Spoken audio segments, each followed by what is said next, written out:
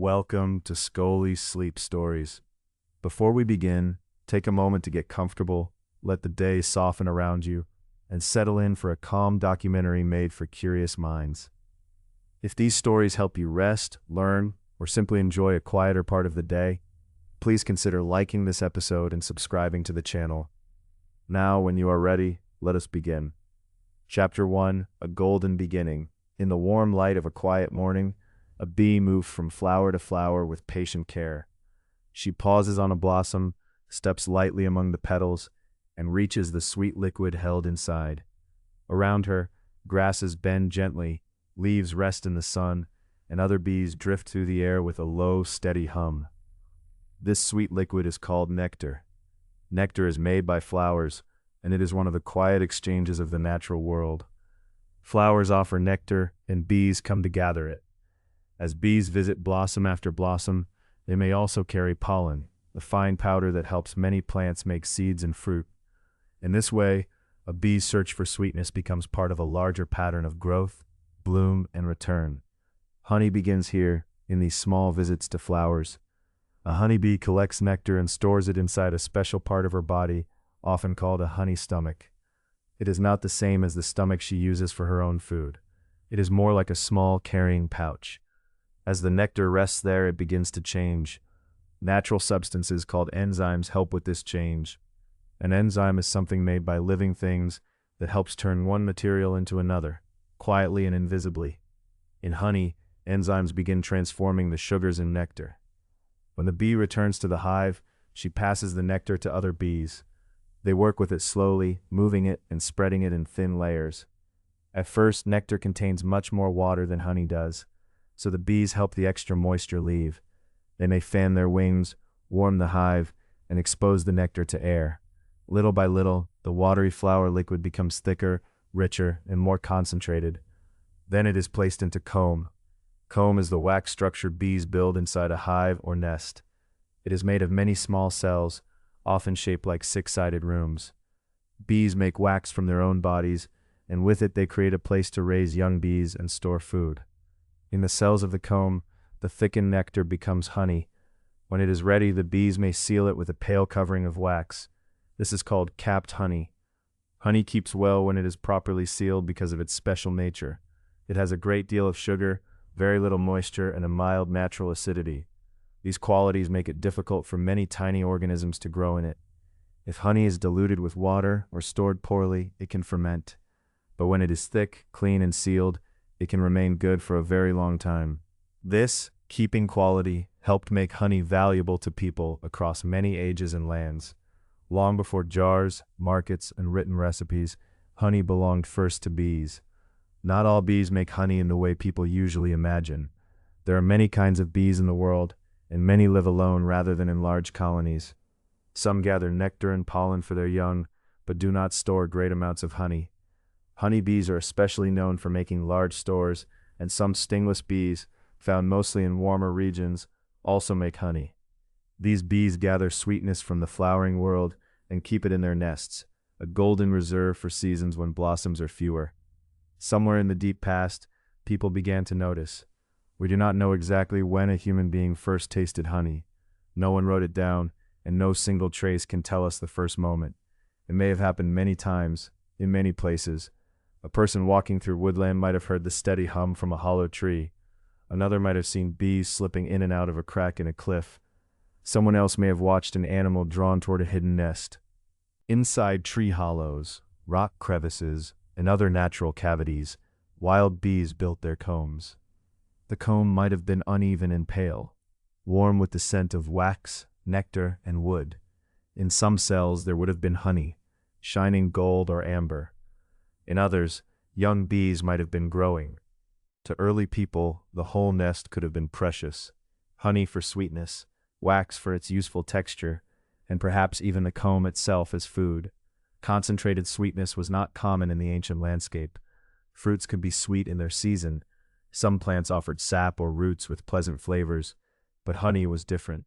It held the sweetness of many flowers gathered together and made dense by the work of bees. A small piece of comb could taste like a field in bloom, like warm days stored in wax. Because of this, Honey was likely rare and treasured. It could not always be found. It depended on place, season, weather, and the hidden labor of bees. Gathering wild honey could require patience and care. Bees defend their homes, and the best stores were often tucked high in trees, deep in hollows, or along rock faces where steady hands and careful judgment were needed. People learned by watching small signs, the direction of a bee's flight, the sound near a trunk, the movement around a shaded crack in stone. Over time, such observations became knowledge. A flowering meadow might suggest nearby nests. A streamside grove might be remembered from one season to the next. A hollow tree could become part of a mental map, a place to revisit when the days grew warm and blossoms were plentiful. In this early relationship, people were not yet beekeepers in the later sense. They did not necessarily build homes for bees or manage colonies. They were foragers, gatherers of what the land provided. A forager is someone who searches for wild foods, moving with the seasons and reading the landscape carefully. Honey would have been one of the brightest discoveries of that world, fragrant, nourishing, and unlike almost anything else. The bees, meanwhile, continued their ancient work. They followed flowers, weather, and the needs of the colony. They gathered nectar, changed it, dried it, and stored it in comb. Their lives were small in size but vast in effect, connected to plants, fruits, seeds, and the quiet renewal of fields and forests.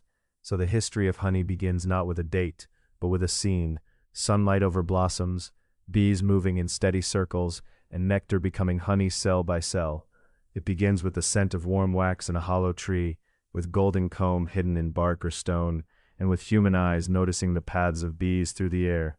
From that gentle beginning, the story moves slowly toward the earliest traces people left behind: marks on stone, faint residues in ancient pottery, and the quiet evidence of hands reaching carefully toward wild honey in the long ages before writing. Chapter 2: Honey Before History. Long before written records, before names were pressed into clay or painted on papyrus, people were already watching the small movements of the natural world. They knew when certain fruits softened on the branch, when roots could be lifted from damp soil, and when flowers opened in their season. Among these many observations, there must have been a special place for bees. Honey, in those far-off times, was not something found on a shelf or stored in a neat jar. It belonged first to hidden places. It gathered slowly in tree hollows, in cracks of stone, and in sheltered spaces where bees had built their waxen comb. To find it required patience, memory, and close attention. One of the most famous early images that may show this kind of gathering comes from the Cuevas de la Araña, or Spider Caves, near Valencia, Spain. On a sun-warmed rock face, painted in simple, graceful lines, there is a scene that scholars often interpret as honey gathering. The image is commonly described as around 8,000 years old, though its exact date is still discussed. Like many very ancient pictures, it offers a glimpse rather than a full explanation. The painting seems to show a human figure climbing or reaching near a bee nest, with small marks around the figure often understood as bees. There may be a container, perhaps something like a basket, held close to the body or hanging nearby. The whole scene is spare and quiet, yet it suggests careful human attention to bees and their hidden stores. We cannot know every detail of that moment. We do not know the name of the painter, or what the image meant to the people who saw it when it was new. It may have recorded an ordinary task, or a special one. It may have been practical, symbolic, or both. But it reminds us that honey was known to people long before history was written down in words. Imagine, gently, a cliff face in the morning. The stone has been warmed by early sunlight. Dry grasses move lightly at its base. Somewhere above, bees pass in and out of a dark opening, carrying nectar from flowers. Their comb is hidden inside, made from beeswax, the soft golden wax that bees produce to build their storehouses. A person approaches slowly, carrying a woven basket and perhaps a cord. Their movements are careful and practiced, shaped by knowledge passed from one person to another. In many later honey-gathering traditions, people use smoke to calm bees. Smoke can make bees less likely to rush from the nest, and it may encourage them to draw inward toward the comb. It is possible that early foragers used smoke in some places too, perhaps from a small bundle of smoldering plant material. But for prehistory, we should speak gently and not too firmly. Smoke may have been used. It cannot be assumed in every case. What we can imagine more safely is patience, attention, and the slow work of hands. Honey would have been precious because concentrated sweetness was rare. Fruit could be sweet, and some plants offered saps or syrups, but honey held sweetness in a dense and lasting form. It also carried the scent of flowers and warm wax. When comb was gathered, people may not have separated it neatly as later beekeepers would. They may have eaten honey with the wax, shared pieces of comb, or valued the larvae within the nest as food. Early people likely noticed the whole hive as useful, not only the golden liquid. Archaeology gives us another kind of evidence, quieter than cave paintings, but deeply informative. In Neolithic sites, from a period when farming and settled village life were spreading in many regions, researchers have found tiny traces of beeswax in pottery. The Neolithic was a later Stone Age period, associated in many places with farming, pottery, and more permanent homes. A residue is a small trace left behind on an object, sometimes too faint to see without careful scientific testing. Studies of ancient pottery have found beeswax residues in parts of Europe, the Near East, and North Africa. One major study suggested that people were using bee products from roughly the 7th millennium BCE onward in parts of Anatolia and surrounding regions. Anatolia is the large peninsula that forms much of modern Turkey, a place of mountains, valleys, plains, and long human settlement. These traces do not tell a full story by themselves, but they show that bee products had entered human life in very ancient times. Still, a trace of beeswax in a pot does not always mean that honey was eaten from that pot. Beeswax could have served many purposes. It might have helped seal a vessel, making it more water-resistant. It might have been used in cooking or in processing honeycomb. It might have been part of a ritual mixture, a stored substance, or a practical coating. Ancient materials often had many uses, and a single residue can open several possible paths of interpretation. This uncertainty is not a weakness in the story. It is part of its quiet beauty. Prehistory comes to us in fragments: a painted figure on a rock wall, a faint chemical trace in clay, a comparison with later traditions, and a pattern of bees moving through a landscape. From these fragments, scholars build careful possibilities. They do not always claim certainty. Instead, they ask what the evidence may suggest. So we can picture early communities carrying pieces of comb back to a shelter or village at dusk. The basket may have held broken wax, dark and pale pieces mixed together, with honey clinging in shining pockets. Children may have noticed the scent first, floral, warm, and unfamiliar. Adults may have divided the comb, saved some wax, tasted the honey, or used parts of the nest in ways that are now difficult to recover. Over time, people learned more about where bees lived and when honey might be found. They learned which seasons brought heavy flowering, which trees held hollows, and which cliffs sheltered nests. They learned that bees were not only visitors to flowers, but makers of a substance unlike any other. Honey gathered the landscape into itself. A small piece of comb could carry the memory of many blossoms. In those ancient days, no one yet wrote manuals on beekeeping. No one carved royal scenes of hives in orderly rows. The relationship between people and bees was still mostly a matter of watching, approaching, gathering, and remembering. It belonged to cliffs and trees, to smoke perhaps, to woven baskets, and to the soft hum around hidden comb.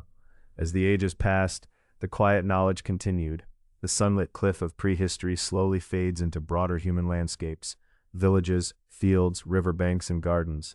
Many centuries later, along the shining waters of the Nile, people would begin to keep bees in more organized ways, placing hives where flowers grew and honey could be gathered with greater care.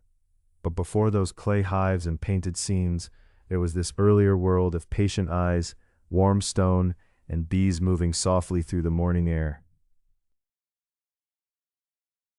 Chapter 3: Ancient Egypt and the Sacred Hive. Along the Nile, where the river moved in its slow, shining way through fields and reeds, bees found a generous landscape. In the cool of morning, before the sun grew bright on the pale mud-brick walls, they moved among riverbank flowers, garden herbs, fruit blossoms, and plants near cultivated fields. The Nile gave water to the land, and the land answered with green growth. In that soft abundance, bees gathered nectar and carried it back to their hives. Ancient Egypt gives us some of the clearest early evidence for organized beekeeping. Long before many other records become detailed, Egyptian artists and scribes left images and writings that show people not only gathering honey, but managing bees with care. They watched the habits of the hive, they shaped homes for bees, they collected honey and wax, stored them, and used them in many parts of life. One of the most important early scenes comes from the Sun Temple of Pharaoh Nusere, who ruled around the 25th century BCE. There, carved into stone, are beekeeping images that have lasted for more than 4,000 years. A carving like this is called a relief, an image cut into a surface so that parts of it are raised or sunken. In these reliefs, we can see long cylindrical hives and people working with honey. The scene is quiet and practical, hives arranged in order, honey being handled, and human hands carrying out a skill already well known. Egyptian hives were often long and horizontal, shaped like tubes. Many were made from clay or mud, materials easily found in the Nile Valley. A beekeeper could lay these hives in rows, sometimes stacked or placed side by side, with openings where bees could come and go. The clay helped make a sheltered space inside, protected from harsh sun and wind. Within, the bees built comb, the wax structure where they stored honey and raised their young. It is pleasant to imagine such hives resting near the river's edge, where reeds stirred lightly and flowering plants opened in the morning warmth. A beekeeper might approach slowly, familiar with the hum and movement of the colony. The work required patience. Honey was valuable, and the bees were living creatures with their own order and rhythm. The keeper's task was to gather without wasting, to store without spoiling, and to understand the season by watching flowers, weather, and hive activity. Honey in Egypt was more than a sweet food, though it was certainly valued for its sweetness. In a world without refined sugar as a common ingredient, honey offered a rich and concentrated flavor. It could be added to breads, cakes, drinks, or special preparations, but it was not equally available to everyone. Honey took labor to produce and collect, and access depended on wealth, place, and circumstance. Honey also had a place in religious life. It could be given as an offering, a gift presented in a religious setting. Offerings in ancient Egypt might include bread, beer, incense, oil, flowers, meat, fruit, and many other carefully chosen things. Honey, golden and fragrant, was suitable for such gifts. Its sweetness and long-keeping quality made it special, and its presence in ritual reminds us how closely daily materials and sacred meanings could be joined. The bee itself had royal meaning as well. Egyptian kings used a title often translated as "he of the sedge and bee." The sedge plant symbolized Upper Egypt, and the bee symbolized Lower Egypt, the northern region of the Nile Delta. Together, they represented the joined lands of Egypt under the ruler. This does not mean that bees were worshipped in every setting, or that honey was always treated as sacred. Rather, the bee was one meaningful symbol among many in Egyptian royal language. Honey was also important in medicine. Egyptian medical texts mention it in mixtures, salves, and treatments. One famous source is the Ebers Papyrus, a long medical text from ancient Egypt. Papyrus was an ancient writing material made from a river plant, pressed and dried into sheets. In such texts, honey appears often as an ingredient, especially in preparations applied to the skin or wounds. These uses belong to the history of Egyptian medical practice, while ancient remedies should not be treated as modern medical advice. Beside honey, beeswax had its own wide usefulness. Beeswax is the wax made by bees to build comb. It is smooth, workable, and faintly scented, and when warmed it can be shaped. In Egypt, beeswax was used for sealing containers, modeling small objects, and in ritual contexts. It may also have played a role in some embalming-related preparations, though details varied over time and are not always certain. In shaded workrooms, jars of honey might be filled and sealed. Honey, if kept low in moisture and protected, could last for a very long time. This lasting quality is one reason many stories have grown around ancient honey found in tombs. It is true that honey can keep remarkably well under the right conditions, but claims that ancient tomb honey is still perfectly edible are often exaggerated or uncertain. The more reliable wonder is simple enough. Honey's high sugar content, acidity, and low moisture make it unusually durable when stored well. So in ancient Egypt, the hive touched many parts of life. It belonged to the river landscape, to fields and gardens, to the hands of skilled keepers, to kitchens, storerooms, temples, medical texts, and royal symbols. Honey and wax moved quietly through the household and the workshop, through ritual and practical craft. As the afternoon light softened over the Nile, bees returned to their clay hives with nectar from the day's blossoms. The river reflected the sky in bands of blue and gold. Somewhere nearby, a jar was sealed, a comb was set aside, and the warm scent of wax lingered in the air. From the Nile, our thoughts may drift gently eastward, toward other ancient lands of mud-brick cities and clay tablets, where market baskets held dates, herbs, oils, and sometimes honey, and where sweetness took many forms. Chapter 4. Honey in Mesopotamia and the Ancient Near East. Far from the green banks of the Nile, in the broad riverlands of Mesopotamia, sweetness had another familiar source. Here, between the Tigris and Euphrates rivers, date palms grew in warm groves, their tall trunks rising above gardens and fields. Their fronds moved softly in the dry air, and their fruit, when ripe, was rich, dark, and nourishing. Dates could be eaten whole, pressed, dried, traded, and cooked. They could also be made into date syrup, a thick, sweet liquid drawn from the fruit, useful in kitchens and storerooms, and easier to find in this region than bee honey may often have been. So in Mesopotamia, the history of honey begins with a small but important reminder: not every ancient sweetness was bee honey. When we read translations of very old texts, we may see the word honey, but the meaning is not always simple. Ancient languages carried words that could refer to bee honey, syrup, or sometimes sweetness more generally. The exact meaning depends on the language, the period, and the setting in which the word appears. A word in a recipe might mean one thing. The same or similar word in a trade list, a ritual text, or a medical instruction might mean something slightly different. This is one of the quiet skills of history, listening carefully to context. In a Mesopotamian storeroom, one might imagine jars arranged along cool mud-brick walls. Some hold oil, some hold beer, some hold grain, herbs, resins, or dates. A jar of date syrup might sit beside other valuable ingredients, dark and glossy in the shade. If bee honey was present, it may have been especially prized, perhaps brought from a region where beekeeping was easier, or gathered from wild nests, or carried along trade routes in small, careful quantities.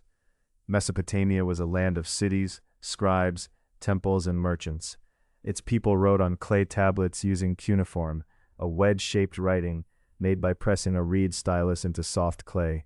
When the tablets dried, they preserved records of offerings, lists of goods, medical recipes, and practical instructions. In these texts, honey and beeswax appear from time to time, though always with the caution that words must be read thoughtfully. Beeswax, like honey, was useful in more than one way. It could be shaped, sealed, softened, or mixed. It might be used in ritual settings, in healing preparations, or in practical work.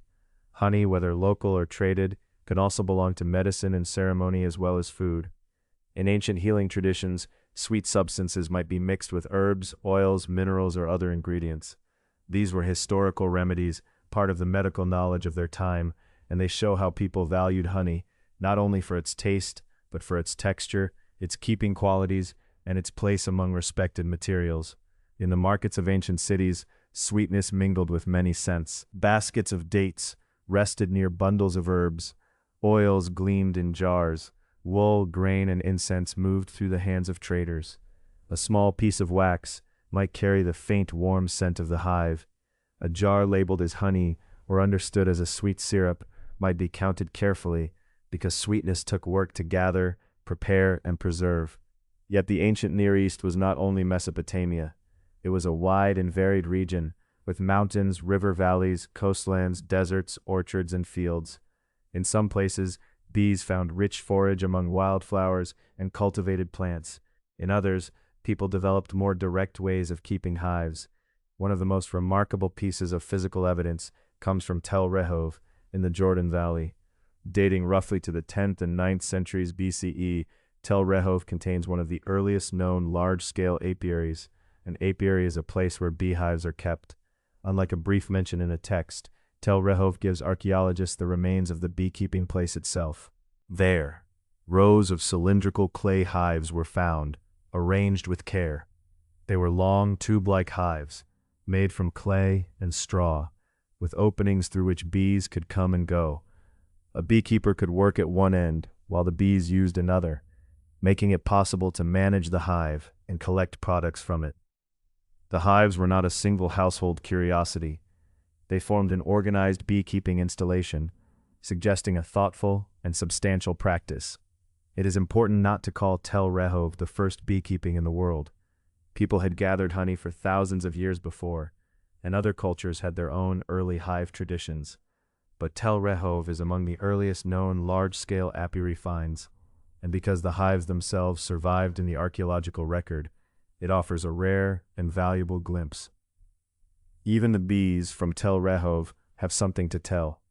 Remains found there suggest that the bees may have been Anatolian honeybees, associated with regions farther north. This raises gentle questions rather than firm conclusions. Were bees moved by people? Were colonies traded? Did beekeepers prefer certain kinds of bees for their behavior or productivity? The evidence invites careful thought, reminding us that ancient trade could involve not only jars, metals, cloth, and spices, but perhaps living creatures as well. Around those clay hives, the day would have passed quietly. Morning light would warm the rows. Bees would leave in small streams, moving toward flowers in the valley. Workers might carry vessels, tools, and baskets. The scent of clay, dust, wax, and nectar would gather in the air. In the shade, honeycomb might be handled slowly, and wax set aside for later use. Across Mesopotamia and the surrounding lands, honey was part of a broader world of sweetness. Dates and date syrup were everyday treasures where palms were abundant. Bee honey, when available, could be rare, valued, and meaningful. Beeswax added another layer of usefulness, entering storerooms, rituals, and remedies.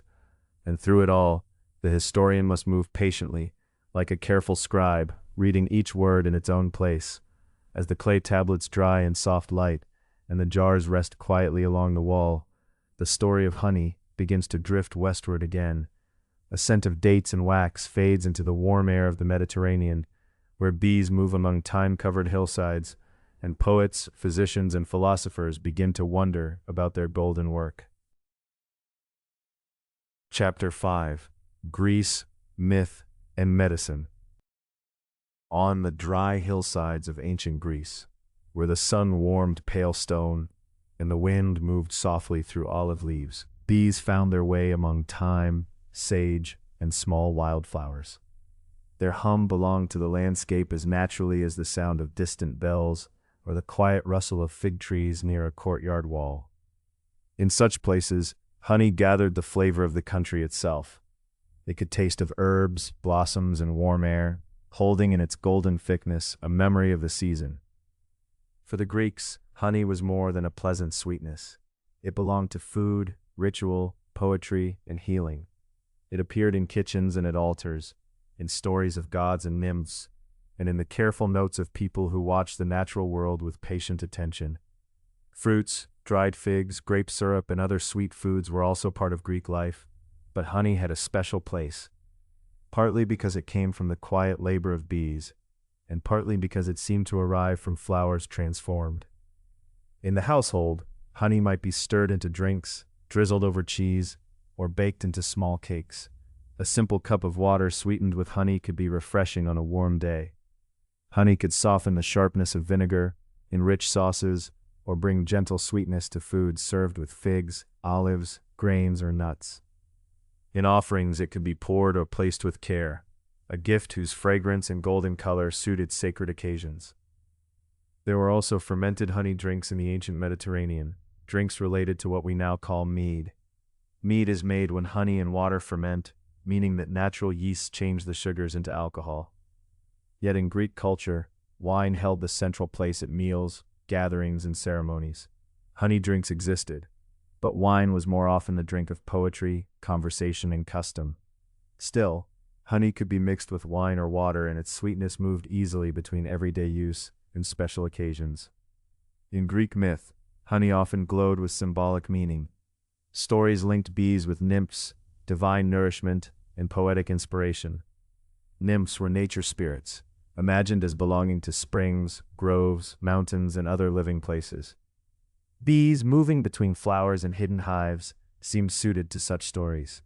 Their work was quiet and mysterious, visible in the fields, but partly concealed within the comb. The Greeks also spoke of ambrosia and nectar, the food and drink of the gods. These words carried a sense of divine sweetness and life beyond ordinary human experience. It is tempting to imagine them simply as honey, but the ancient ideas were more poetic and less exact than that. Ambrosia and nectar belonged to myth, and while honey may have helped people imagine such heavenly nourishment, the term should not be reduced to one earthly substance. Honey also entered Greek medicine. The medical writings associated with Hippocrates and his followers, often called the Hippocratic tradition, included honey in many preparations. Hippocratic means related to a body of ancient Greek medical texts connected with Hippocrates, a famous physician whose name became linked with careful observation and medical practice. In these writings, honey might be mixed with water to make honey water, or with vinegar to make a sweet and sour preparation. Such mixtures were used historically in different remedies, sometimes for the throat, digestion, wounds, or general nourishment. It is helpful to hear these uses as part of history, not as instructions for modern care. Ancient medicine was thoughtful in many ways, but it was also based on ideas of the body that differ from modern science. Honey itself has qualities that people could notice easily. It is soothing in texture, pleasant in taste, and keeps well when properly stored, because it is sugary, acidic, and low in moisture. These qualities made it useful in ancient preparations, but the story here is not one of miracle cures. It is a story of people turning to the materials around them, plants, oils, vinegar, wine, water, and honey, and trying to understand how they might support health. The Greeks were also curious about bees themselves. Among the most famous observers was Aristotle, who wrote about animals in a work known as History of Animals. Aristotle lived in the 4th century BCE, and he gathered many observations about living creatures, including bees. He noticed their organized life, their work in the hive, their gathering and their production of wax and honey. He understood that bees were social insects, living together in a community with shared tasks. Yet Aristotle did not understand bees in the way modern beekeepers and biologists do. He made some accurate observations, but he also misunderstood important details, including bee reproduction and the role of the queen.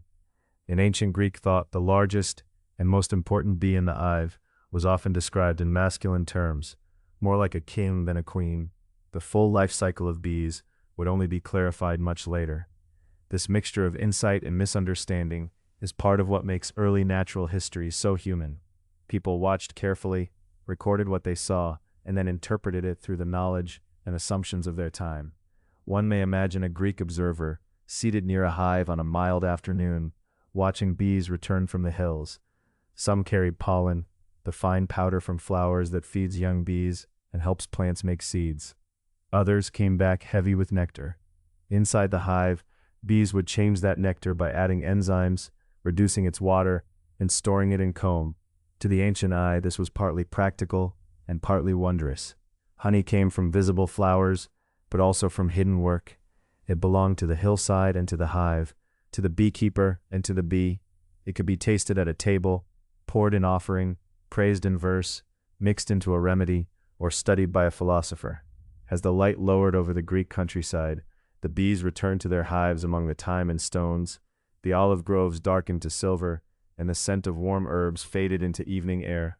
From these hills of myth, medicine, and patient observation, the story of honey would continue westward, into the orderly villas and country estates of Rome, where writers would describe the managed hive with practical and attentive care.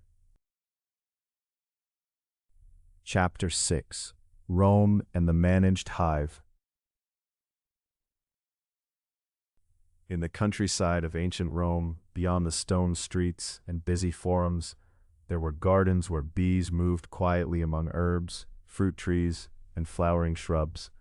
A Roman villa, a country house or estate, might have its kitchen garden, its orchard, its grapevines, and in some places a sheltered corner for hives. Not every Roman household kept bees, and not every farm looked like the orderly estates described by Roman writers.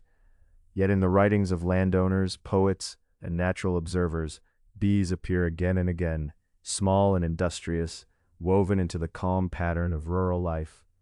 Roman knowledge of bees was practical and careful, though not modern in the scientific sense. People watched what bees did. They noticed where they liked to fly, which flowers drew them, how weather affected them, and how honey differed from one place to another. Writers such as Varro, Columella, Pliny the Elder, and Virgil all wrote about bees or country life. Their works give us a window into Roman ideas about beekeeping, agriculture, and the order they hoped to find in nature.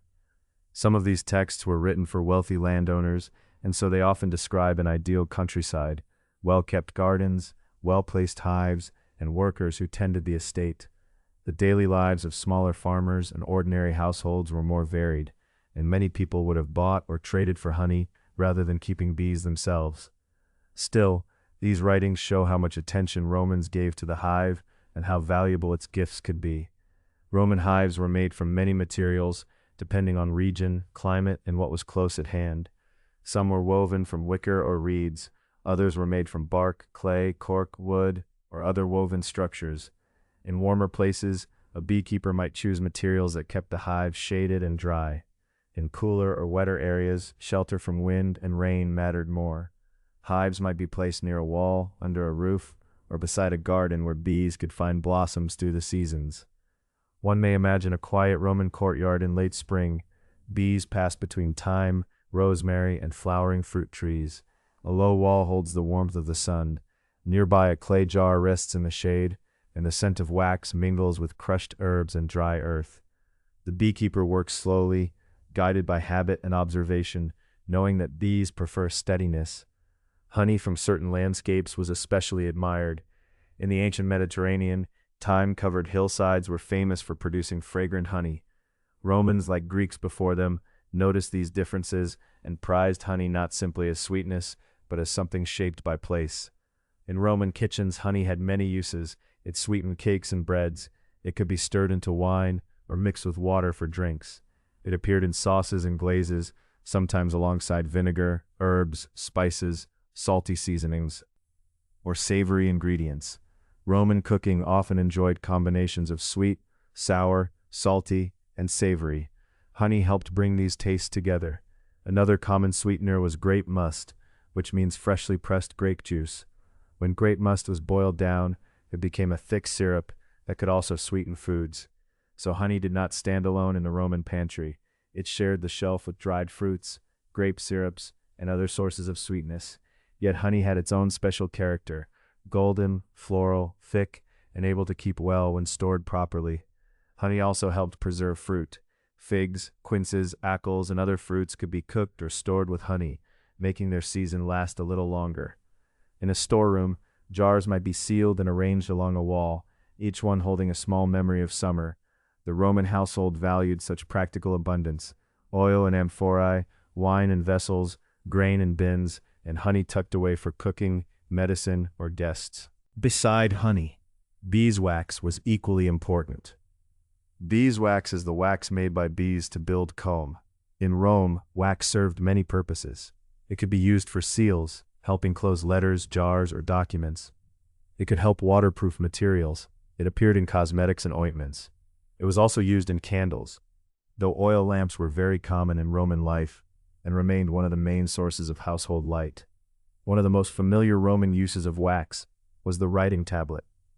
A wax tablet was a flat wooden board coated with a layer of darkened or softened wax.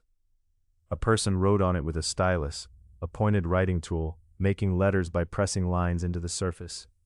If the message was no longer needed, the wax could be smoothed over and used again. In this way, beeswax became part of lessons, accounts, notes, and everyday records. There is something peaceful in imagining such a tablet resting on a table near an open window. Outside, bees move among blossoms. Inside, a hand guides the stylus through soft wax, recording a list of household goods, a line of poetry, or a child's exercise in letters. The hive and the written word meet quietly, through the work of bees and the craft of human hands. Roman writers sometimes admired bees as models of order and industry. Virgil, in his poem about farming and rural life, described bees with affection and wonder, blending observation with poetry. Other authors offered practical advice: where to place hives, how to protect bees from harsh conditions, and what kinds of flowers might support them. Some of their advice came from patient experience. Some belonged to the beliefs and folklore of their time. Roman beekeeping was skilled, but it was not yet based on the modern understanding of bee biology. As evening cooled the villa garden, the bees would settle. The last light might touch the tops of fruit trees and the pale walls of the courtyard. A jar of honey stood ready in the kitchen. A wax tablet lay smooth beside its stylus. Somewhere nearby a small lamp was lit, its flame steady in the dusk.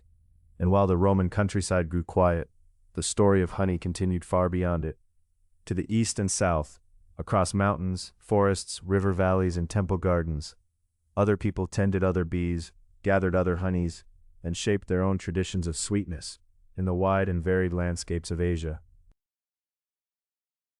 Chapter 7. Honey Across Asia.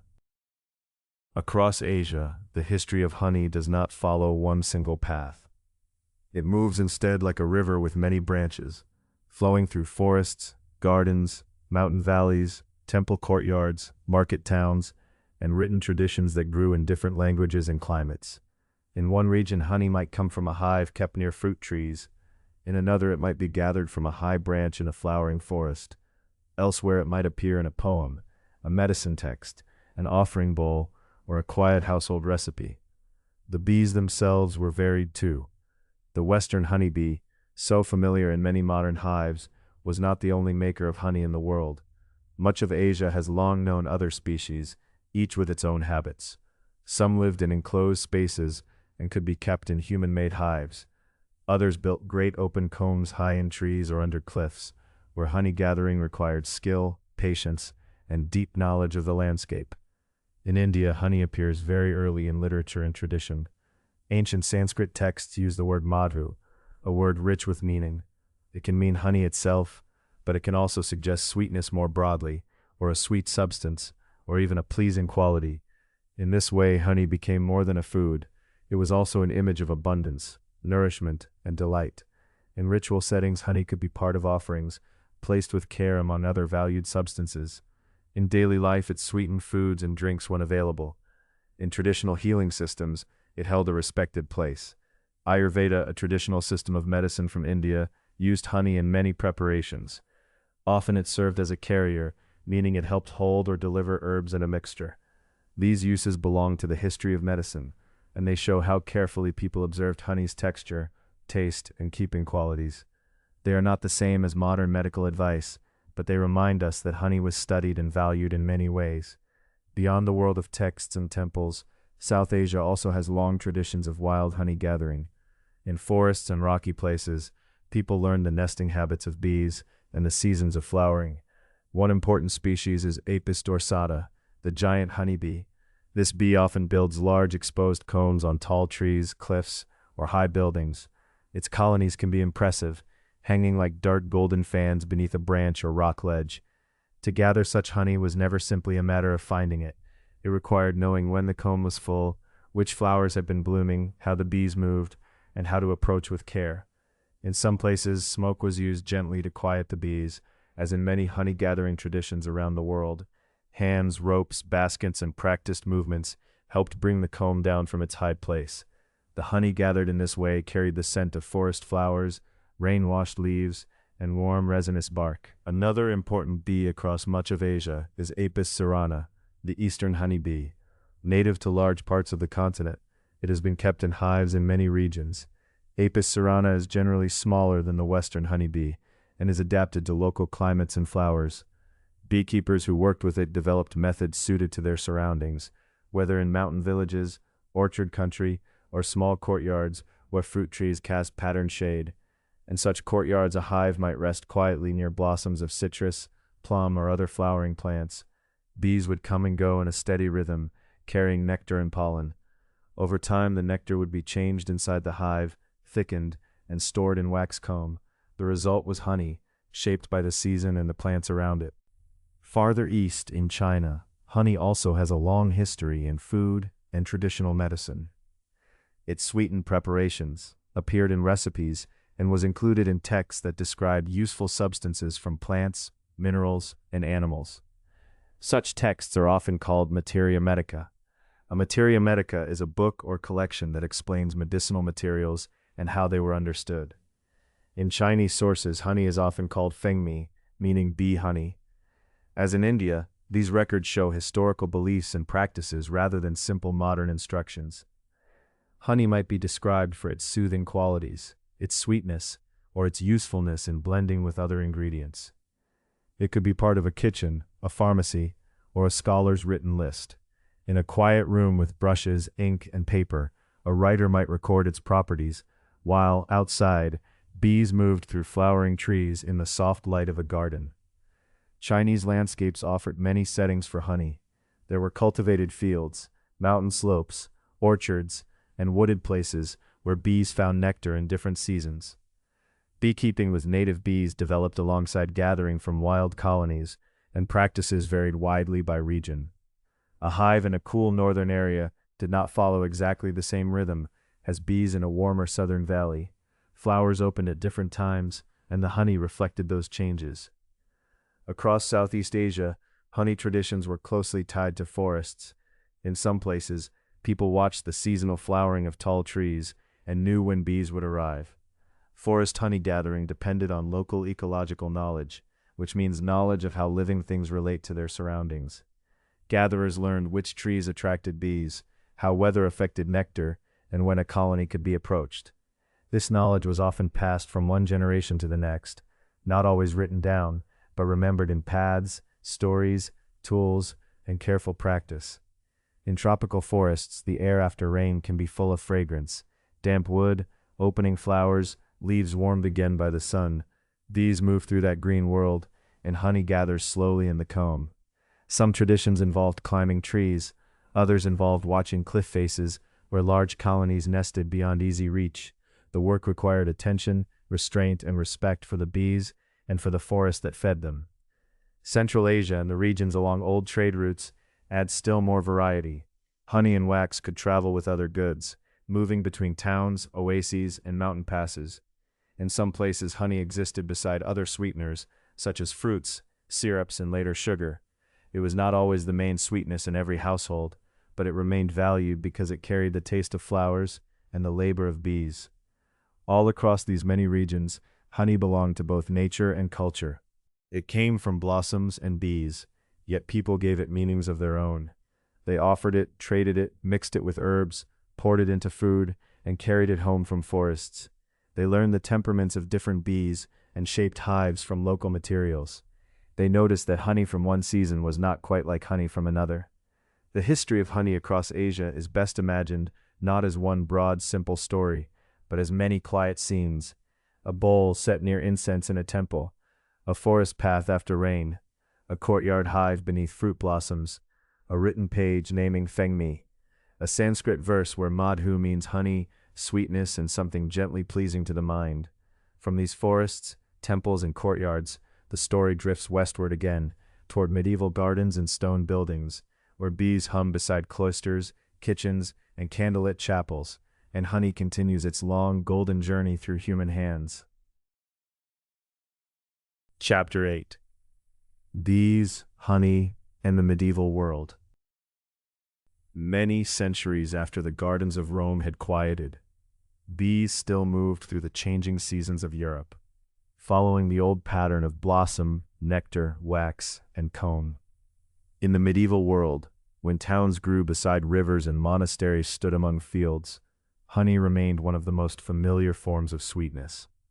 Refined sugar was known, especially through trade, but for a long time it was rare, costly, and often treated almost like a spice or a medicine. For many households, honey was still the sweetness close at hand, gathered from nearby hives, bought in markets, or supplied by estates and monasteries. A monastery garden in spring might have been a gentle place for bees. Within stone walls, near the cloister, a quiet, covered walkway or courtyard, herbs grew in ordered beds. Lavender, thyme, sage, rosemary, and mint opened their flowers in their own seasons. Fruit trees lifted pale blossoms into the mild air. Bees moved from flower to flower, carrying nectar back to their hives. They also gathered pollen, the powder that helps plants make seeds and fruit, and that nourishes the bees themselves. Monasteries and large estates often kept bees, though not everyone did. Some cared for their own hives, while others received honey and wax as rents, gifts, or trade goods from surrounding villages. In written records, honey and beeswax appear as useful substances, carefully measured and stored. Honey might be sent to the kitchen, the infirmary, or the brewer. Wax might go to the chapel, the scribe's room, or the storeroom, where seals and small crafted objects were made. In many places, bees were kept in skeps. A skep was a traditional woven beehive, often shaped like a rounded basket or dome, made from straw, wicker, or similar materials. Skeps were light, practical, and suited to local craft. They might stand beneath a simple shelter, under eaves, or in a protected corner of a garden. In other regions, people used log hives, made from hollow sections of tree trunk. These hives reflected the materials of the landscape. Straw where grain fields were common, wood where forests were close. The work of keeping bees required attention.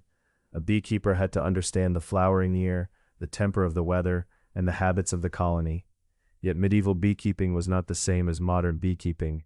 Many old hive forms did not allow the combs to be lifted out easily. Harvesting honey from skeps could be difficult, and some methods damaged the comb or destroyed the colony. So the history of honey in this period is not only a soft picture of gardens and golden jars, it is also a story of practical limits, hard choices, and changing skills passed from one generation to another. Still, honey was deeply useful. In kitchens it sweetened porridges, cakes, sauces, and spiced dishes. It could be stirred into warm drinks or combined with nuts, grains, or fruits. It helped preserve some foods, especially when mixed with spices or used in thick preparations. It appeared in medicines as well, not as a modern cure-all, but as a valued ingredient in the healing traditions of the time. Honey's texture, sweetness, and ability to keep well when properly stored made it welcome in many recipes. Medieval cooks also made confections. A confection is a sweet preparation, something like a candy, preserve, or sugared mixture. Before sugar became widely available, honey helped create these small luxuries. It could bind ground nuts, coat fruits, or carry the fragrance of herbs and spices. In wealthier households, as trade expanded, sugar might appear beside honey, especially in later centuries. But sugar was expensive, and its use depended greatly on region, wealth, and access to trade routes. In some rural places, honey remained the more ordinary sweetener for much longer. Another important use for honey was brewing. Mead, an alcoholic drink made by fermenting honey and water, had a long history in Europe. To ferment means that tiny living organisms change sugars into alcohol. Mead could be simple, made only from honey, water, and thyme, or it could be flavored with herbs, spices, fruits, or grains. In a cool storeroom, a vessel of mead might rest quietly as its sweetness slowly changed into something warming and fragrant. Mead was not the only drink of the medieval world. Ale, beer, cider, and wine all had their places, but mead remained one of honey's most enduring forms. For churches and monasteries, beeswax could be even more valuable than honey. Beeswax burns with a clean, steady flame. In churches, beeswax candles were especially prized. Their clear light and pleasant scent gave them both practical and religious importance. A chapel lit by wax candles would have glowed softly against stone walls, the flames steady in the still air. Tallow candles, made from animal fat, were also used in medieval life, but beeswax was cleaner and finer, and for sacred settings it carried special meaning. Because of this, the wax from a hive might be a major part of its value. Honey could be eaten, brewed, or sold, but wax could become candles for worship, seals for documents, or useful materials for crafts. In some records, wax payments mattered greatly. A beekeeper, tenant, or estate might owe wax as part of an annual obligation. The bees in a garden or orchard were therefore connected not only to food, but also to light, writing, worship, and the careful administration of medieval life. The medieval world was varied, and honey's place within it was varied too. In some regions, forests, meadows, and orchards gave bees abundant forage. In others, colder weather, poor harvests, or limited access made honey harder to obtain. Trade brought new goods, including sugar, but unevenly. Wealthy people might taste imported sweetness, while rural households relied on what their own fields, woods, and hives could provide. Honey lived in all these settings, not as a single universal food, but as a local substance shaped by flowers, labor, custom, and need. And through it all, the bees continued their quiet work. They visited the monastery herbs and the hedgerow blossoms, the apple trees and the wildflowers beyond the fields. Their wax became candlelight, their honey became cakes, drinks, medicines, and preserves. As evening settled over the cloister garden, the hum around the hives softened. A candle burned cleanly in a stone chapel, and jars of honey rested on wooden shelves, while another sweetness was beginning to travel more widely into European kitchens. Sugar, first rare and precious, and then over time, more common. Chapter 9: The Age of Sugar and Changing Sweetness. For many centuries, in many kitchens, honey was the familiar sweetness, kept close at hand. It might rest in a clay jar, a wooden tub, a small glass vessel, or a sealed comb wrapped carefully for later use. It sweetened cakes and drinks, softened the taste of medicines, preserved fruits, and marked festivals with a golden richness that came from nearby fields and flowering trees. Yet, over time, another sweetness traveled slowly across the world. Sugarcane, a tall grass with jointed stems full of sweet juice, first grew in the warm regions of New Guinea or Southeast Asia. From there it moved gradually, carried by farmers, traders, and travelers, into new lands. In India, people developed important early methods for making sugar into crystals. Crystallized sugar could be dried, stored, transported, and measured in ways that made it especially useful. It was not merely sweet juice anymore, but a pale, grainy substance that could travel farther than fresh cane. From India, knowledge of sugar moved westward into Persia and then into the wider Islamic world. In the medieval Islamic world, sugar cultivation and refining expanded greatly. Refining means processing a substance to make it purer or more concentrated, and sugar refining became a skilled craft. Cane fields, mills, boiling houses, and markets all became part of sugar's long journey. Physicians, cooks, and confectioners used it in syrups, preserves, sweets, and medicines. Sugar was still valuable, but it was becoming more widely known. Farther west, in Europe, honey remained deeply important. Bees continued their work in monastery gardens, cottage orchards, and sheltered apiaries. Straw skeps sat under eaves, log hives rested near woodlands. Wax candles glowed in churches, and honey went into mead, sauces, cakes, and remedies. Sugar was known, but for a long time it was rare and expensive. Treated almost like a spice or a medicine, it might appear in the household of the wealthy, wrapped or stored carefully, brought out for special dishes. In a late medieval kitchen, one might imagine both kinds of sweetness side by side. A jar of local honey, fragrant with meadow flowers, could sit near a small amount of imported sugar. The honey belonged to the nearby landscape. It carried the scent of clover, heather, thyme, orchard blossom, or forest edge. The sugar had traveled farther, through ports and warehouses, across seas and roads, shaped by distant fields and the labor of many hands. The change did not happen all at once. Honey was not suddenly replaced. Rather, sweetness slowly widened its forms. In some recipes, sugar began to appear where honey had once been used. In others, the two existed together. Honey brought moisture, aroma, and a flavor tied to flowers. Sugar brought a cleaner, more neutral sweetness, useful in delicate confections and clear syrups. A cook might choose one or the other depending on cost, custom, and the dish being made. Older recipes adapted gently, one household at a time. During the late medieval and early modern periods, sugar became more available in Europe through Mediterranean trade. Cane was cultivated in places with warm climates, including parts of the Mediterranean world.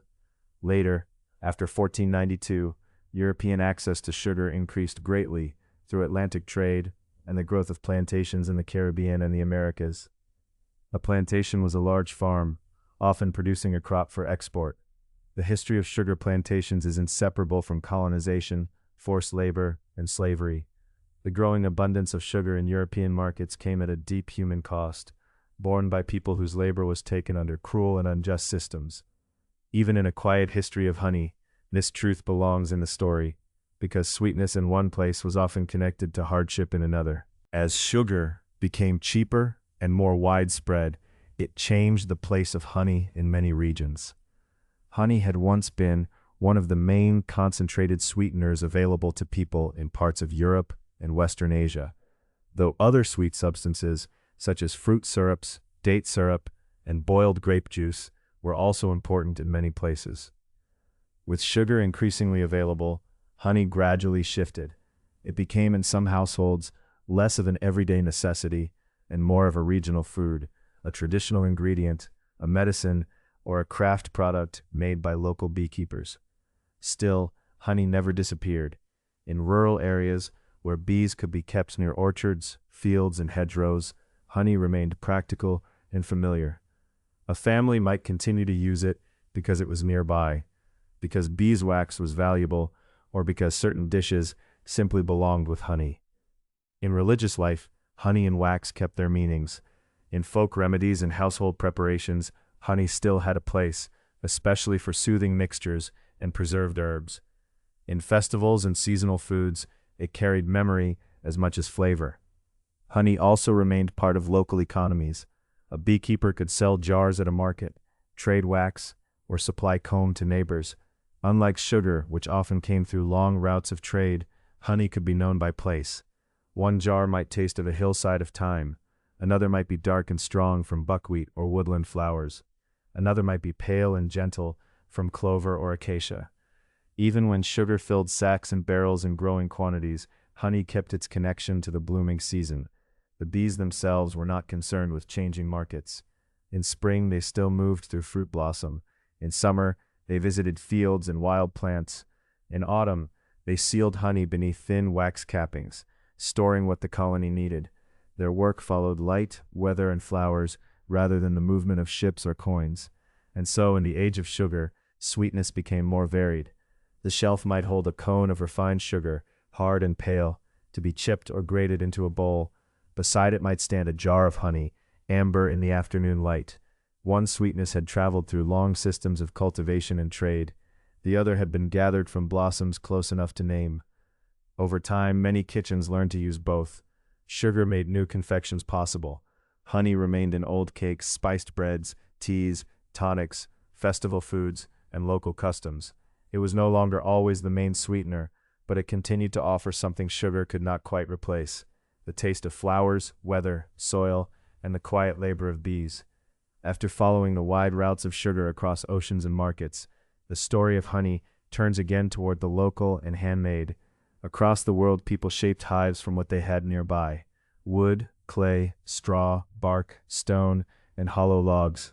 In those many forms, honey remained close to landscape, season, and patient knowledge. Chapter 10: Traditional Beekeeping Around the World. Across the long history of honey, people have made homes for bees from the materials close at hand. A hive could be shaped from straw, clay, bark, reeds, hollow wood, woven branches, or even a space left carefully in a stone wall. Each form belonged to a particular landscape, a particular kind of bee, and a particular way of watching the seasons. Traditional beekeeping was never one single method. It was a wide family of skills, learned slowly and passed from hand to hand. A beekeeper needed to know when flowers opened, when bees were likely to swarm, when honey was ready, and how much could be taken while leaving the colony enough to continue. In some places, honey gathering was gentle and careful. In others, older methods could destroy comb or disturb bees more deeply. Sustainability depended on the technique, the timing, and the patience of the people involved. In parts of Europe, one of the best-known traditional hives was the skep. The skep is a woven beehive, often rounded like a dome, made from straw, wicker, or similar plant material. It might sit under a thatched shelter, beneath the eaves of a cottage, or in a quiet corner of a garden where herbs and fruit trees grew nearby. Its woven walls held warmth, and its shape gave bees a sheltered place to build comb.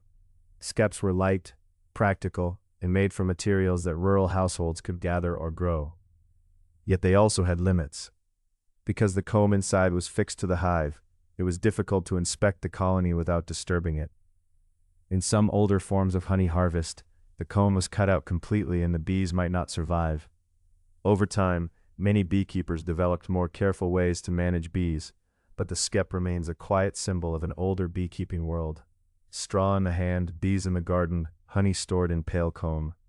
In other regions, people turned to trees. Log hives and hollow tree sections were used in parts of Europe, Africa, and the Americas. A section of trunk could be hollowed, closed at the ends, and given small entrances for bees. Sometimes these hives rested horizontally on stands. Sometimes they were set upright. Their rough bark and thick wood kept the scent of the forest around them. Log hives suited places where woodland was abundant.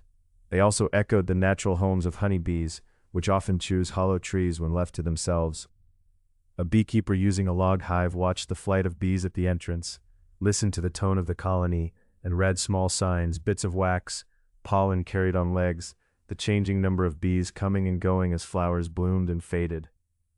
In Egypt and the ancient Near East, clay cylinder hives had a long history.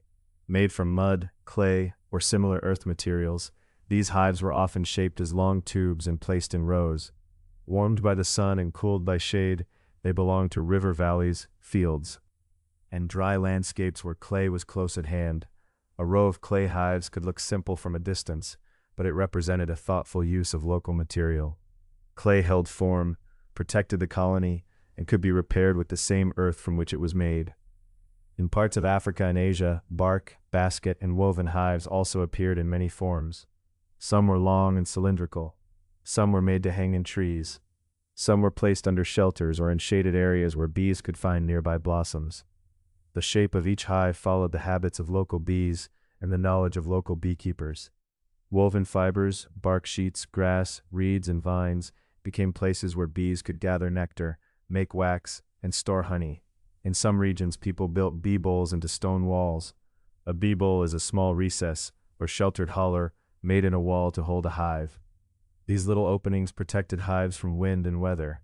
One might imagine an old garden wall, sun-warmed in the afternoon, with a row of quiet niches set into the stone. Within each niche, a skep or small hive could rest, sheltered by the wall and close to flowering herbs, orchard trees, and meadow plants. Farther east and north, in wooded lands of Eastern Europe and Russia, forest beekeeping developed in close relationship with living trees.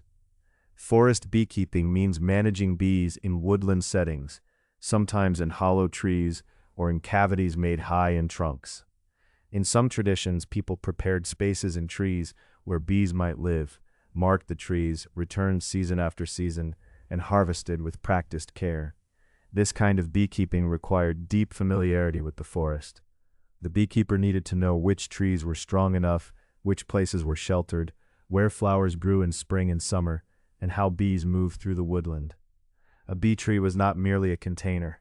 It was part of a living landscape, rooted in soil, shaded by leaves, visited by birds, insects, and wind. Across the ocean, in the Yucatan and other parts of Mesoamerica, Maya beekeepers traditionally cared for stingless bees, especially Melipona beekei. A stingless bee is a tropical bee that does not have the same kind of sting as a honeybee, though it can still defend its nest in other ways. These bees are not the same as the European honeybee. They belong to different traditions, different climates, and different forms of care. Maya beekeepers often kept stingless bees in hollow log hives called jabon. A jabon is a traditional log hive, usually closed at both ends with small openings that allow the bees to pass in and out.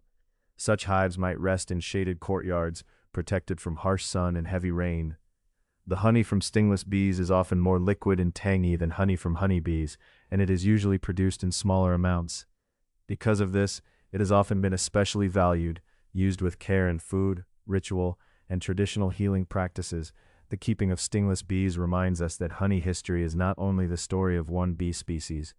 Honeybees are important, but they are not universal. In many tropical regions, stingless bees have long been part of local knowledge. Their nests, their flowers, their flavors of honey, and their quiet presence in courtyards and forests all belong to the wider human story of sweetness. In another landscape high among the cliffs of Nepal and the Himalayan region, honey gathering continues from the great combs of giant honeybees. These bees, such as Apis dorsata and related species, may build large exposed combs on cliffs or high branches. Honey hunters who gather from such places rely on inherited knowledge of season, weather, flowering, and bee behavior. It is easy to make such work sound dramatic, but it can also be described with calm respect. The honey-gatherer studies the rock face, the bees, the time of year, and the condition of the comb. The work is careful and communal, shaped by custom and experience. The combs shine in the morning light like amber curtains against stone, and the honey carries the taste of mountain flowers and forest blooms. All around the world, traditional beekeeping and honey gathering show human ingenuity at a gentle scale. A hive might be woven from straw, shaped from clay, carved from a log, hung from a branch, placed in a wall, or kept in a shaded courtyard. The forms differed, but the attention was similar. People watched bees and learned from them. They noticed which blossoms brought heavy nectar, which seasons were generous, and which signs meant a colony was strong. These traditions were not simple or primitive. Many were highly skilled, fitted closely to place, and refined through generations. They also remind us that every harvest has a relationship behind it, between bees and flowers, people and landscapes, use and renewal.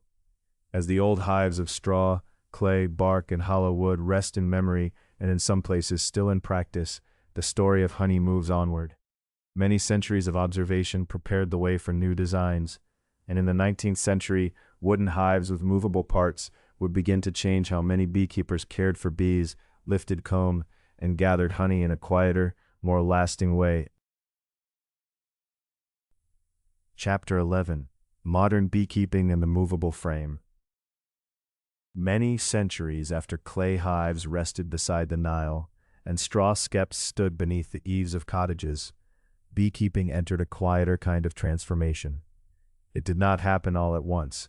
It came through patient observation, through hands that lifted wood and wax carefully, through people who watched bees move in and out of their homes and wondered how human care might become gentler, more orderly, and less wasteful. Imagine an orchard in the 19th century, the rows of trees opening into soft green lanes. Clover grows low between the trunks.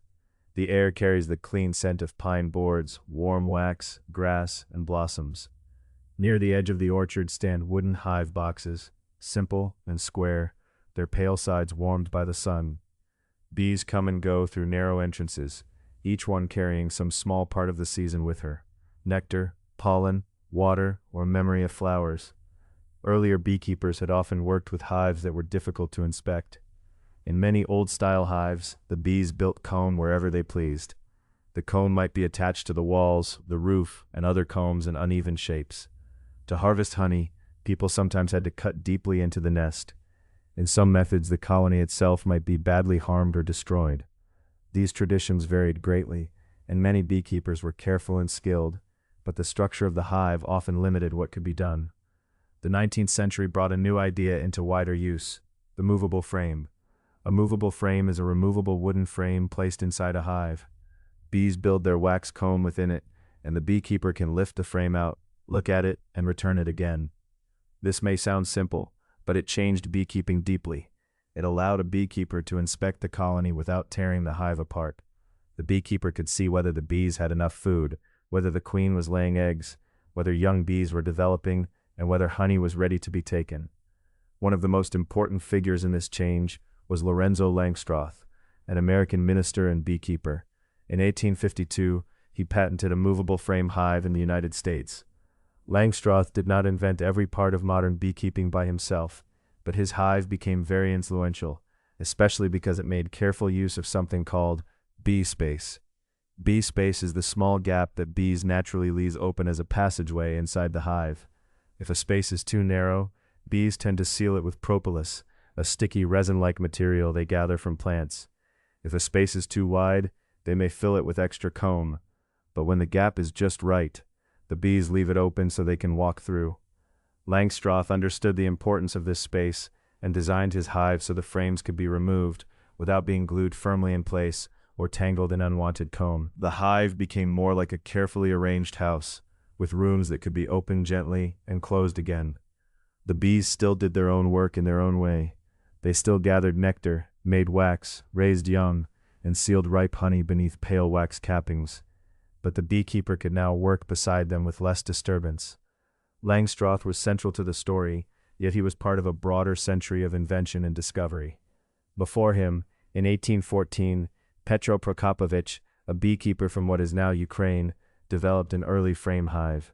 His work showed that the idea of removable comb had already begun to take shape in other places. Jan Dirjan, a priest and beekeeper in Central Europe, helped advance understanding of bee biology and hive management. He studied how colonies lived, reproduced, and organized themselves, adding to the growing knowledge that beekeepers could use in practical ways. Then came another important improvement. In the 1850s, Johannes Mering developed wax comb foundation. This was a thin sheet of beeswax, pressed with the pattern of honeycomb cells. When placed inside a frame, it gave the bees a starting guide. Instead of building comb in any direction, they could draw out the wax along the pattern, making the comb straighter and easier to handle. A little later, in 1865, Franz Ruschke invented the centrifugal honey extractor. The word centrifugal simply means moving outward from a center as something spins. In a honey extractor, frames of uncapped honeycomb are placed inside a drum. When the drum turns, the honey is flung gently out of the comb by the spinning motion. It runs down the inside of the extractor and gathers at the bottom, where it can flow out in a golden stream. This mattered because the comb could often be returned to the hive. Bees use much energy to make wax, so saving the comb helped the colony. Instead of rebuilding everything after each harvest, the bees could clean and refill the comb when flowers bloomed again. Honey extraction became less destructive, and the beekeeper's work became more rhythmical. Lift the frame, remove the wax cappings, spin the honey, return the comb. In a quiet honey house, the extractor might turn with a low, steady motion. The scent of wax and clover honey fills the air. A thin ribbon of amber gathers in a pail, shining softly in the afternoon light. Nearby, frames wait to be carried back to the hives, where the bees will walk over the familiar wax and begin again. Modern beekeeping also became connected to another ancient service of bees: pollination. Pollination is the movement of pollen from one flower to another, helping plants make seeds or fruit. Bees do this as they visit flowers for nectar and pollen. Their bodies brush against the powdery grains, carrying them onward through fields, orchards, gardens, and wild places. Today, managed honeybees are important for many agricultural systems.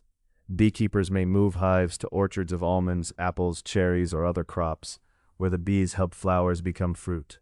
In some commercial settings, the value of pollination can be greater than the value of the honey itself. The bees are not only makers of sweetness, they are also quiet partners in the growth of food. Yet honeybees do not pollinate all crops, and they cannot replace the many wild pollinators that share the world with them. Some plants are pollinated by wind, others are visited by bumblebees, solitary bees, butterflies, moths, flies, beetles, birds, or bats.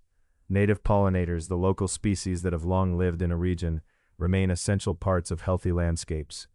Managed honeybees and wild pollinators have different roles, and both belong to the larger story of flowers, seasons, and living places.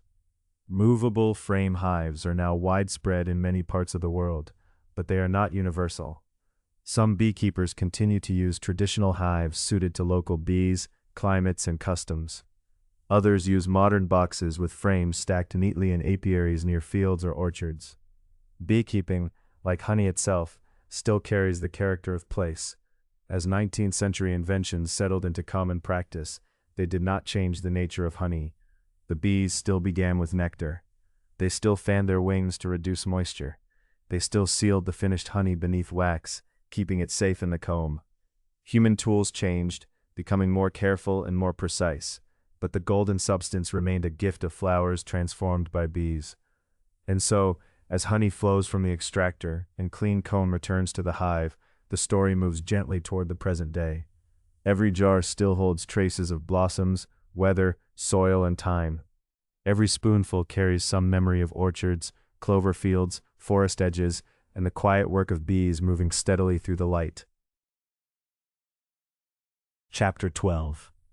Honey Today and the Quiet Work of Bees. At a quiet farmer's market in the mild light of morning, a table of honey jars can look almost like a row of small lanterns. Some are pale as straw, with a clear yellow glow. Some are warm gold, like late summer sunlight. Others are amber, chestnut, or deep brown, holding the color of shaded woods and autumn fields. Each jar has its own story, and that story begins with flowers. Honey today, as in ancient times, is shaped by nectar, the sweet liquid made by blossoms. Bees gather it, carry it home, and slowly change it into honey inside the wax comb. Yet no two landscapes offer quite the same nectar. A field of clover gives one kind of sweetness, an orange grove gives another, a hillside of lavender, a stand of eucalyptus, a patch of heather, or a forest edge filled with many small wild blossoms may each leave its own quiet signature in the honey. This is why people speak of varietal honey.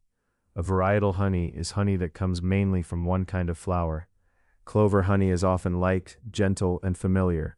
Orange blossom honey may carry a soft floral scent like warm air moving through citrus trees. Buckwheat honey is usually darker and stronger with a deep, earthy flavor. Acacia honey is often pale and mild. Eucalyptus honey can vary but may have a more herbal note. Heather honey is known in some regions for its thick texture and rich taste. Lavender honey may hold a delicate fragrance from purple fields. Manuka honey, from the Manuka plant of New Zealand and nearby regions, has become well known, though it is best understood as one distinct honey among many, not as a miracle. And then there is wildflower honey, a name that sounds simple but contains great variety. Wildflower honey usually means the bees gathered nectar from many kinds of flowers, rather than from one main source. It may come from meadow plants, hedgerows, woodland edges, garden blooms, or roadside blossoms. Its flavor can change from one place to another, and even from one season to the next. A spring wildflower honey may taste light and green, while a late summer one may be warmer and fuller, depending on what was blooming when the bees flew. The color of honey is one of its gentle clues. Light honeys are often mild, floral, and delicate. Dark honeys can be stronger, sometimes malty, earthy, woody, or almost mineral-like. But color alone does not tell the whole story. Soil, weather, plants, the season of harvest, and the way honey is handled all take part. Honey is a food of place, and even in the modern world, with glass jars and printed labels, it still carries the memory of fields and trees. Sometimes a jar of honey changes after it has been stored for a while. Clear liquid honey may become cloudy, thick, grainy, or nearly solid. This is called crystallization. It happens when the natural sugars in honey form tiny crystals. It does not mean the honey has spoiled. Crystallization is a normal quality of many pure honeys. Some kinds crystallize quickly, while others remain liquid for a long time. If gently warmed, crystallized honey often becomes liquid again, though many people enjoy its soft, spreadable texture just as it is. Honey keeps well because it is naturally high in sugar, low in moisture, and somewhat acidic. These qualities make it difficult for many microbes to grow. Still, honey is a real food and should be stored carefully, with the jar closed and moisture kept out. And there is one important safety note that belongs in every modern telling of honey's story. Honey should not be given to infants under 1 year old. This is because honey can contain bacterial spores that may cause infant botulism, a rare but serious illness in very young babies. For older children and adults, honey is widely enjoyed, but for infants it is best to wait. Beyond the jar, the story of honey today is also the story of bees and of the landscapes that support them.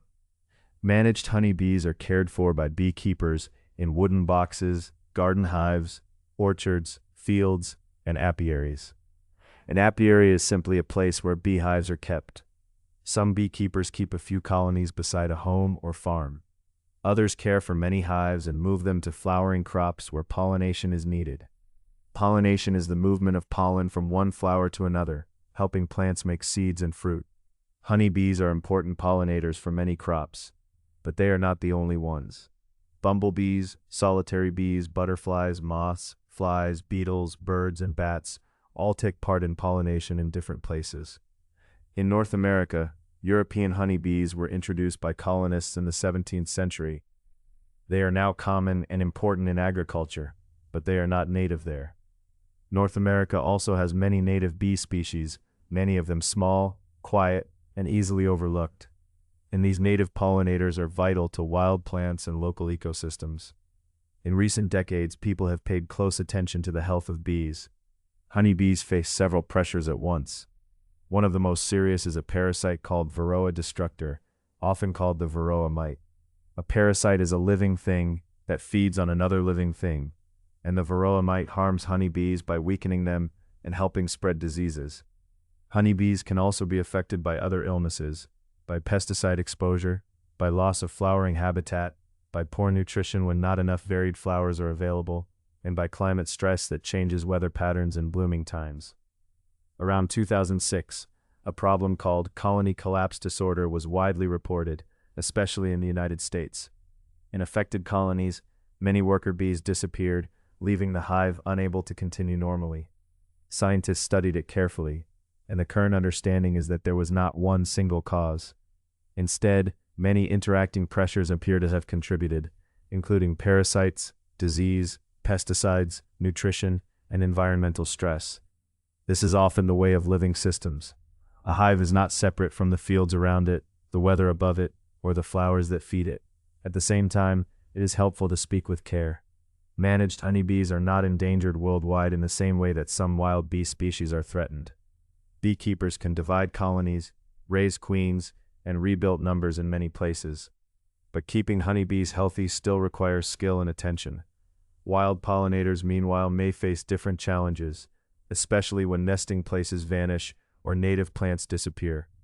The well-being of honeybees and wild bees overlaps, but it is not exactly the same story. The quiet work of conservation begins with noticing these differences. It may mean planting a variety of flowers that bloom in different seasons, so bees and other pollinators have food from spring through autumn. It may mean reducing harmful pesticide exposure, especially when plants are in bloom. It may mean leaving some bare soil for ground nesting bees, preserving hollow stems or old wood for cavity nesting bees, protecting hedgerows and meadows, and allowing gardens to be a little less tidy in ways that shelter life. Responsible beekeeping is part of this care as well. A thoughtful beekeeper watches the colony, checks for mites and disease, leaves enough food for the bees, and learns from the rhythm of the local landscape. Honey is not simply taken, it is shared with attention. The beekeeper works with the bees' own habits, just as people have done in many forms across thousands of years. Buying honey from careful local or regional producers can support traditional skills in small-scale agriculture, though buying honey alone does not save the bees. The larger care is wider and steadier. It lives in flowering corridors, healthy soils, clean water, reduced toxins, protected wild places, and respect for native pollinators as well as managed hives. So the long history of honey comes into the present not as a single finished tale, but as a continuing relationship. It is there in a spoonful stirred into tea, in a bakery's old recipe, in a jar labeled with the name of a valley or orchard, and in a beekeeper's hands lifting a frame heavy with capped honey. Capped honey is honey sealed beneath a thin covering of wax, stored by bees until it is needed. Under those pale wax lids, the nectar of many flowers rests, changed by small wings, warm bodies, and patient work. As evening settles over a garden, the blossoms begin to dim. Clover folds into the grass, lavender turns gray-blue in the soft light. The air cools around the hive, and bees return one by one, moving toward the entrance with the calm purpose of creatures that know their way home. Inside, the comb holds its quiet golden stores. Wax walls built cell by cell keep the honey safe. And in that peaceful scene, the whole history of honey seems to gather gently together. The wild nests in ancient trees, the clay hives beside rivers, the woven skeps near monastery gardens, the wooden frames in modern orchards, and the countless flowers that have opened to the sun. The bees pass softly into the hive. The last light rests on the jars, on the comb, on the stillness of the garden, and the long human story of sweetness grows quiet with the dusk.